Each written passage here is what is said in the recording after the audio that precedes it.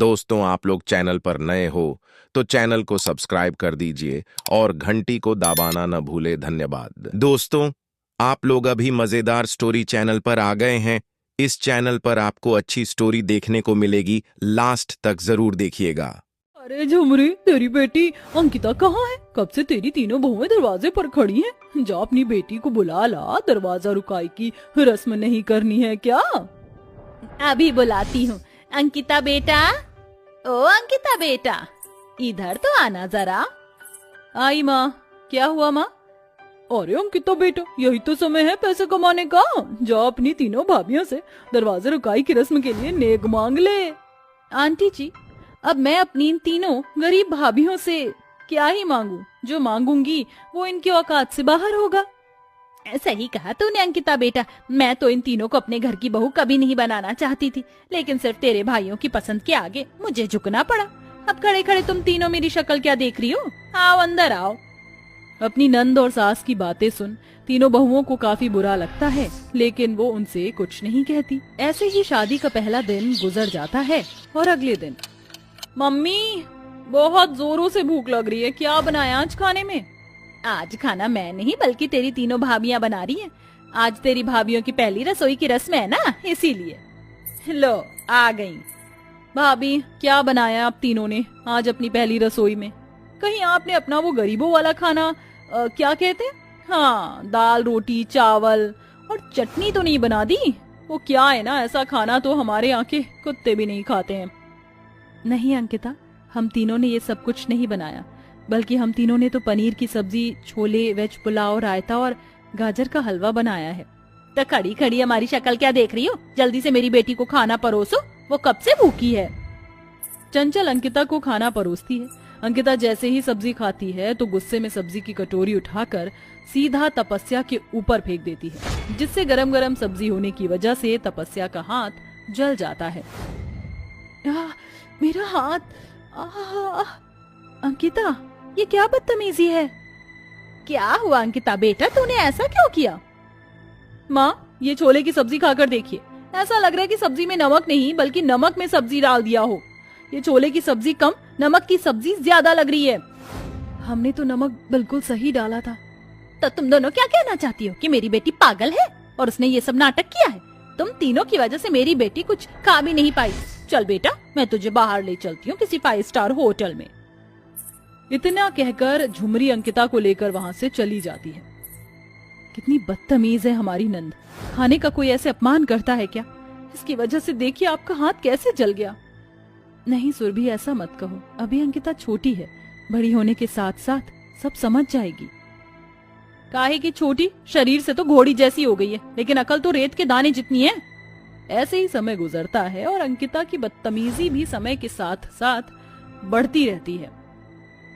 अंकिता, मैंने जानबूझकर तुम्हारी सैंडल्स खराब नहीं की हैं। क्या हुआ अंकिता बेटा, अब क्या किया इसने? देखिए ना, ये सैंडल मुझे आज पार्टी में पहनना था और इसने इन पर जूस गिरा दिया। अंकिता बेटा, तू फिक्र क्यों कर रही है? अभी ये सैंडल साफ हो जाएंगी। चंचल, जल्दी से इस सैंडल को साफ कर दे। क्या मैं? और नहीं तो क्या, अब जल्दी से मेरी ये सैंडल्स साफ कर दो और उसके बाद तुम दोनों भी मेरी बाकी की सैंडल्स को क्लीन कर देना। हम तुम्हारी बड़ी भाभी हैं और तुम हमसे ऐसे काम करवा रही हो। अरे भाभी तो अपनी नंद पर जान लुटा देती है और तुम तीनों हो कि अपनी नंद के जूते चप्पल साफ नहीं कर सकती। अपनी सास के ताने सुन उन तीनों की आंखों में आंसू आ जाते हैं, जिसके बाद वो रोते हुए ननद के जूते चप्पल साफ करती है। मन तो कर रहा है इसके जूते चप्पल लेकर इसके सर पर बजा दूं। हम इसका इतना ख्याल रखते हैं, लेकिन इसे तो हमारी इज्जत की कोई परवाह ही नहीं है। अंकिता कभी अपनी तीनों भाभियों से अपने गंदे कपड़े धुलवाती है तो कभी उनसे अपने हाथ पैर दबवाती है। ऐसे ही एक दिन, बाय डार्लिंग, कल मिलते हैं सेम टाइम पर। Okay bye, take care. Ankita अपने कॉलेज के बॉयफ्रेंड रोहित की बाइक से उतरती है और अपने घर में आ जाती है। वहीं खिड़की से तपस्या ये सब देख लेती है। अंकित के घर में आते ही रोहित रोड साइड खड़ी दूसरी लड़की के पास जाता है और उसे अपने बाइक पर बिठाकर वहां से ले जाता है। जिसके बाद, अंकिता, वो लड़का कौन था जो तुम्हें बाइक पर ड्रॉप करके गया? वो मेरा बॉयफ्रेंड रोहित है, लेकिन इससे तुम्हें क्या मतलब? अंकिता, वो लड़का मुझे कुछ ठीक नहीं लगा। मेरी मानो तो उस लड़के से तुम दूर रहो। ये तुम मुझे सिखा रही हो, जो खुद मेरे अमीर भाई को फंसाकर इस घर की बहू बन गई। मेरे मैटर में इन्वॉल्व होने की कोई जरूरत भी नहीं है, अंडरस्टैंड? इतना कहकर अंकिता वहां से चली जाती है कि तभी वहां चंचल और सुरभि आ जाती हैं। तपस्या भाभी, आप क्यों इसे समझा रही हैं? इसे तो वही करना है जो इसके मन में होगा। आप करने दो इसे अपने मन की। जब पछताएगी तो खुद ब खुद अकल ठिकाने आ जाएगी। चंचल की बात सुन तपस्या को मन ही मन अंकिता के लिए काफी बुरा लगता है, लेकिन वो जानती थी कि वो कुछ कर नहीं सकती है।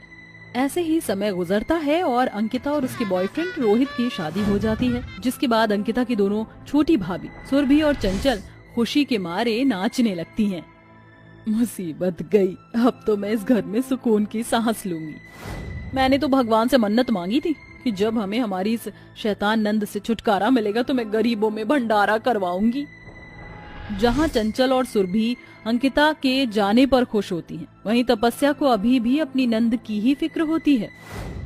तुमने मुझसे झूठ कहा था कि तुम्हारा घर किसी आलीशान महल जितना बड़ा है। ये तो काफी छोटा घर है। तो क्या तुझ महारानी के लिए कोई बड़ा सा महल बनवाते?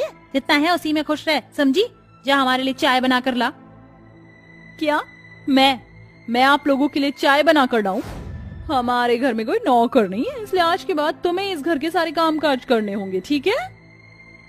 अपने ससुराल का ऐसा रवैया अंकिता को काफी बुरा लगता है, लेकिन वो जानती थी कि वो कुछ नहीं कर सकती। अंकिता ने जैसा बर्ताव अपनी तीनों भाभियों के साथ किया था, वैसा ही अब बर्ताव अंकिता के ससुराल वाले उसके साथ करते थे। अंकिता का दिन शुरू होता तो काम के साथ और खत्म भी होता तो काम के साथ। अंकिता, मेरे शूज काफी गंदे हो गए हैं, जाओ इन्हें साफ करके ले आओ, मुझे ऑफिस जाना है। मैं क्या तुम्हारी नौकरानी हूँ जो तुम्हारे जूते साफ करूंगी? एक तो मुझसे झूठ बोलकर तुमने शादी करी, ऊपर से तुम्हारे घर वालों ने मुझे नौकरानी बनाकर रखा है। मैं तो इस घर की बहू कम नौकरानी ज्यादा हूँ। अंकिता की बात सुन रोहित को बहुत गुस्सा आता है और वो अंकिता के बाल पकड़ के उससे कहता है, हाँ, मैंने तेरे पैसों के लिए ही तुझसे शादी की, लेकिन एक बात कान खोल के सुन, ये घर मेरा है और यहाँ सिर्फ मेरी चलेगी, समझी? तो अपनी ये कैंची जैसी जुबान को अपने मुंह के अंदर ही रख, वरना तेरी इस कैंची जैसी जुबान को काट के तेरे हाथ में थमा दूंगा। इतना कहकर रोहित अंकिता को जमीन पर धक्का देता है और वहां से चला जाता है। लगता है भगवान मुझे मेरी किए की सजा दे रहा है। जो मैंने अपने मायके में अपनी भाभीियों के साथ किया, अब वही मेरे साथ मेरे ससुराल में हो रहा है।